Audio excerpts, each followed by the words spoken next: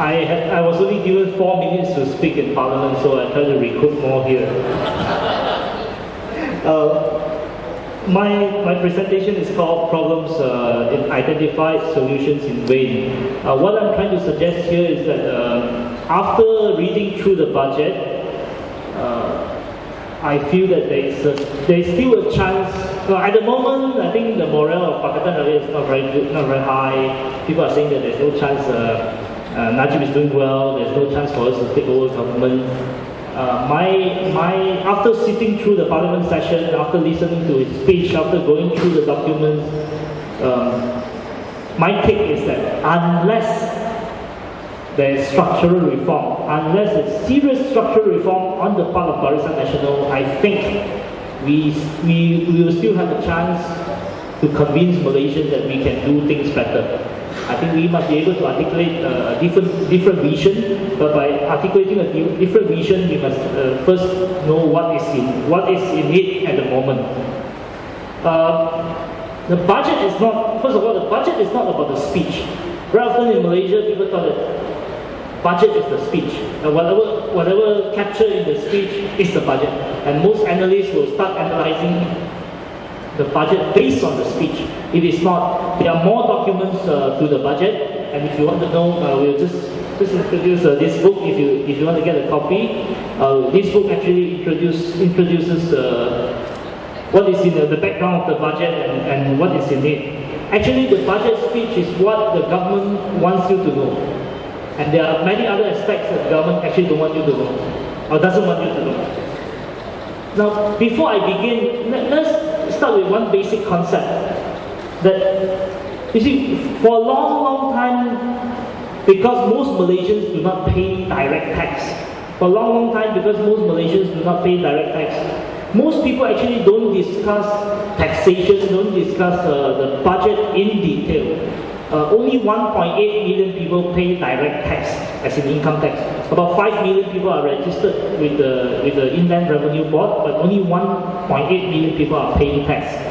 We have a working population of about 12 million people, and only 1.8 million are paying tax.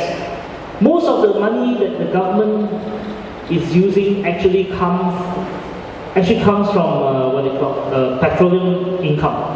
Last year, 42% of 2009, 42% of the budget comes from petroleum. But that is not going to get us very far, given that we are going to be a net importer of oil either in 2011 or 2013. Now, before oil was discovered in the early 70s, and in 1974 the government legislated and started to dig oil. Before oil was discovered, there's this story that some of you may have heard of, and those who read my articles in Chinese probably will read about it. Tun Tan Siu Sin. Tun Tan Siu Sin is the longest serving finance minister. One day, Tun Tan was thinking about going on a long holiday. So he asked Tong Ku for leave. He was thinking about a month to 2 months. But before he actually asked for the leave, he said, if I take holiday, who would be the acting finance minister? Tunku Guraman's reply is, I will happily take charge of the finance ministry. Tunku said he will happily take charge of finance ministry, and Tun Tan Siu Sin cancelled his holiday. Now, of course, Tunku, when he wrote about this, he wrote it as a joke. Tan Siu Sin knew that Tunku is a big spender, and as a prime minister, Tunku has to spend. Tunku has to spend to correct imbalances in different regions, among regions. He has to spend to do something. But as finance minister, in the political setup in the 1960s, MCA represented the capitalists. MCA represented the Chinese, in particular Chinese capitalists. Now there were many Chinese poor. My parents were very poor KL people. But MCA were representing the capitalists. Any cent that the government spent would have to come from taxation before oil was discovered. Before oil was discovered, any cent that the government spent would have to come from taxation. And if Tong spent a cent, that means the Chinese capitalists that MCA represented would have to pay for it. Now, for the last 30, 40 years, we have oil, we have not been paying that much tax.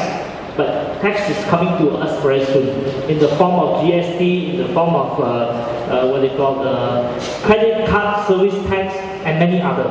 And why is that so? Let me run through the slide. If I can get the first slide.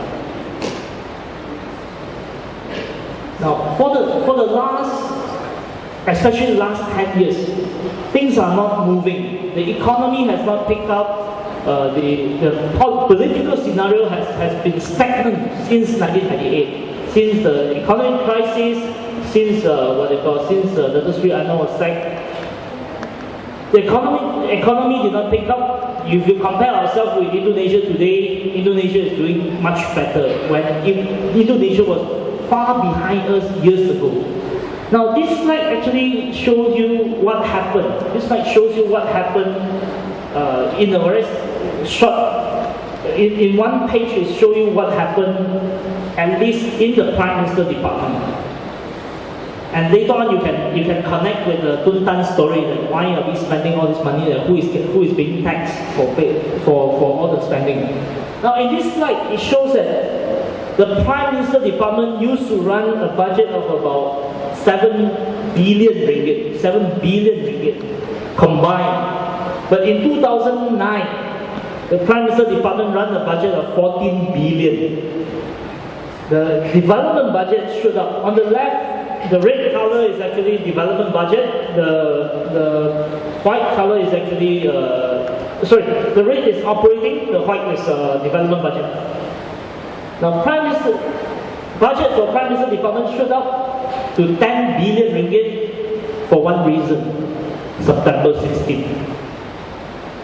Because of the threat of September 16, they increased the allocations for the Prime Minister to actually buy off MPs by giving them Class F contracts in their kawasan, in particular Sabah and Sarawak. So this increase in the allocations to the Prime Minister department is actually meant for the Prime Minister himself to dispense contracts, in particular to MPs of Kawasan in Sabah and Sarawak.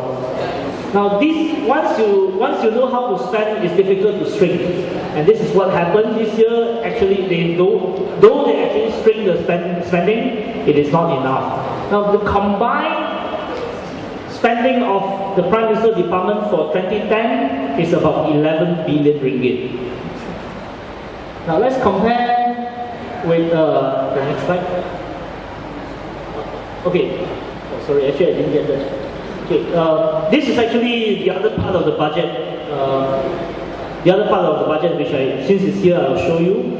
This is called Senarai Pejawatan. Very few people actually realize that there are different budget documents, and this is one of the important budget documents called Position List or Senarai Pejawatan. Next slide. Next slide. Sorry, next one. Next one. Okay, what I want to show here, people from them may not be able to see. What I just want to show here is that in 2009, the government budgeted for 1.26 million federal civil service position. In 2010, the budgeted position for the federal civil service is actually 1.28 million. Soon after he got his position as finance minister, he created a unit called Project Management Unit Pengurusan Project. Unit Pengurusan Project runs a very small budget, 3 million ringgit for this year, not big. Now by our standard, 3 million is very small. However, this is on top of whatever layer that we already have. We have many layers of institutions to manage government projects. Now, next slide. Initially, government projects are all supposed to be managed by Finance Ministry. But because Finance Ministry previously was not seen as active, they created new institutions. Now, apart from PMU that I mentioned, Project Management Unit, Najib became Prime Minister and he created a new unit. Before I go into the old units, this is a new unit. This is another new unit called Unit Pelaksanaan dan Pengurusan Prestasi. You will notice that the acronym is called Pemandu and they have two drivers, called Sukun and Idris Jalal.